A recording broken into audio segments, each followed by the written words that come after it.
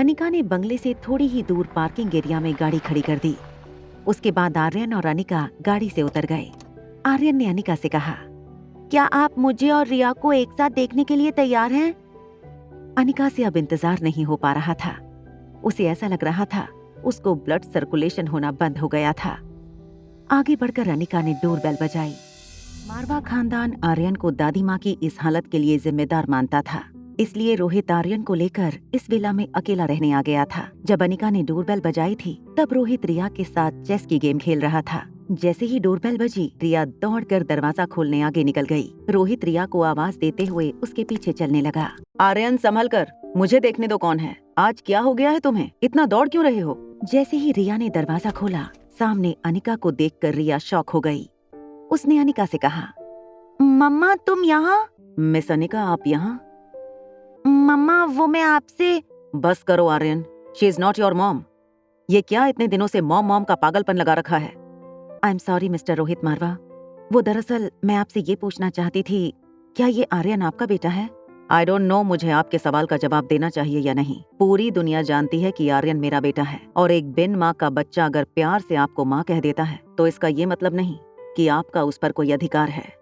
No, I meant was, Mister Marwa, क्या आप ही आर्यन के बायोलॉजिकल पिता हैं? ये कैसी बातें कर रही हैं आप miss Anika? Of course Aryan मेरा बायोलॉजिकल बेटा है। मिस्टर रोहित, मुझे एक बात बताइए, क्या आप अपने बेटे की मदर को जानते हैं? देखिए मिस अनिका, मैं नहीं जानता कि इस सवाल का जवाब मिलने से आपकी जिंदगी में क्या फर्क पड़ जाएगा, मगर मैं आपको इतना बता दूं, आर्यन की माँ को ना मैं जानता हूँ और ना ही जानना चाहता हूँ। That is none of your business. I am sorry, मैं बस आपके बारे में कुछ इन्फॉर्मेशन जानना चाहती थी। कार के पीछे छुपा आर्यन आगे आकर अपनी मॉम के डिफेंस में बहुत कुछ कहना चाहता था, मगर रोहित के चेहरे पर बढ़ता गुस्सा देखकर वो शांत हो गया। आपके कहने का मतलब ये है कि आप इस वक्त यहाँ मेरे फैमिली वेकेशन हाउस पर मुझसे ये सारी बातें करने आई थी? एक्चुअली मिस्टर मारवा, मैं आपको ये बताने आई थी कि आपकी दादी जो हैं, उन्हें 1-2 दिन में होश आ जाएगा, मगर क्योंकि वो काफी दिनों से कोमा में थी, उनकी बॉडी बहुत वीक हो चुकी होगी, इसीलिए उनके खाने पीने पर खास ध्यान देना होगा। आई अप्रिशिएट कि आपने मेरी दादी माँ की सर्जरी करके उन्हें एक नया जीवन देने की कोशिश की है, मगर मैं आपको इतना जरूर बता दूं कि मेरी दादी माँ का ख्याल रखने के लिए हमारी लाइफ केयर हॉस्पिटल में देश के सबसे बेहतरीन नर्सिंग स्टाफ मौजूद हैं, इसलिए आपको इस चीज के बारे में फिक्र करने की कोई जरूरत नहीं। यस सर्टेनली मिस्टर मारवा, आप सच कह रहे हैं। मैं बेवजह ही यहाँ पर आपको परेशान करने के लिए आ गई। जाने से पहले अनिका ने दरवाजे से बाहर मुंह निकाल रही रिया को देखकर कहा, मानना पड़ेगा आपका बेटा बहुत खूबसूरत है। मिस अनिका, मैं आपसे कह दूं कि मेरा बेटा खूबसूरत नहीं बल्कि हैंडसम है। खूबसूरत आप जैसी लड़कियों को कहते हैं और हैंडसम मुझ जैसे लड़के को, जो कि मेरा बेटा है, और अब तो वो मार्शल आर्ट की ट्रेनिंग भी लेता है, इंडिया की सबसे मशहूर Brahmaputra martial art training academy से। आर्यन याद है ना, सुबह सुबह तुम्हें ट्रेनिंग में पहुंचना है। Dad, can we skip my training session tomorrow? Riya की इस बात का जवाब न देते हुए रोहित ने सीधा उसे घर में धकेलकर दरवाजा बंद कर लिया। कार में बैठते ही अनिका ने कार की बैक सीट में छुपे हुए आर्यन को बाहर निकालकर गले से लगा लिया। अनिका ने गाड़ी रोहित के विला से बाहर निकाली और मल्होत्रा हाउस की ओर जाने लगी। तो आज क्या प्लान था तुम दोनों का? वापस अपनी अपनी पोजीशन पर कैसे पहुंचने वाले थे? मॉम, आज नहीं कल, जब तुम मुझे बलवीर सर के यहाँ ट्रेनिंग के लिए छोड़ने जाती तो वहाँ मैं और रिया फिर से बदल जाते, क्योंकि हमारे प्लान में बलबीर सर भी शामिल है। तुम दोनों ने मिलकर उसको भी अपने साथ मिला लिया। मान गई तुम दोनों को।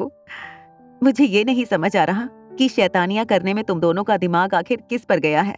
मैं तो मेरे बचपन में किसी बड़े के सामने अपना नाम भी ठीक से नहीं ले पाती थी, फिर शायद इस मामले में हम डैड पर गए हैं। आर्यन का ये जवाब सुनकर अनिका और आर्यन दोनों एक साथ हंस पड़े। घर पहुंचने से पहले अनिका ने आर्यन को एक बड़ा सा आइसक्रीम खरीद कर दिया। इतने सालों में दोनों ने एक दूसरे को कितना मिस किया, इसके बारे में बातें की। अगले दिन ब्रह्मपुत्र अकेडमी। अगले दिन सुबह ठीक 7 बजे अनिका आर्यन को लेकर बलबीर सर की ट्रेनिंग अकेडमी में पहुंच गई। बलबीर सर पहले ही अनिका और आर्यन का इंतजार करते हुए रिसेप्शन पर खड़े थे। जैसे ही बलबीर सर ने अनिका और आर्यन को आते हुए देखा, बलबीर सर ने आर्यन को देखकर एक आंख मारी। बलबीर सर को लगा कि उन्होंने आर्यन को सिग्नल दे दिया है कि वो सब कुछ संभाल लेंगे। जैसे ही आर्यन और अनिका बलबीर सर के पास आए, बलबीर सर ने झूठ मूठ आर्यन की ओर देखकर कहा, अरे पुत्र रिया, तुम आ गई। चलो आज से तुम्हारी ट्रेनिंग का अगला फेज शुरू होगा, तैयार होना बेटी रिया। ये कहते हुए बलबीर सर आर्यन की ओर देखकर हंसने लगे। तभी अनिका ने बलवीर सर का कॉलर पकड़कर कहा, शर्म नहीं आती बच्चों के साथ मिलकर ऐसी प्लानिंग करते हुए? अभी पुलिस बुला के आपको अंदर करवाती हूँ। आगे की कहानी जानने के लिए देखें अगला एपिसोड सिर्फ पॉकेट एफएम के यूट्यूब चैनल पर। और एक लड़की को देखा तो के सारे एपिसोड को सुनने के लिए डिस्क्रिप्शन में दी गई लिंक से डाउनलोड करें पॉकेट एफएम ऐप।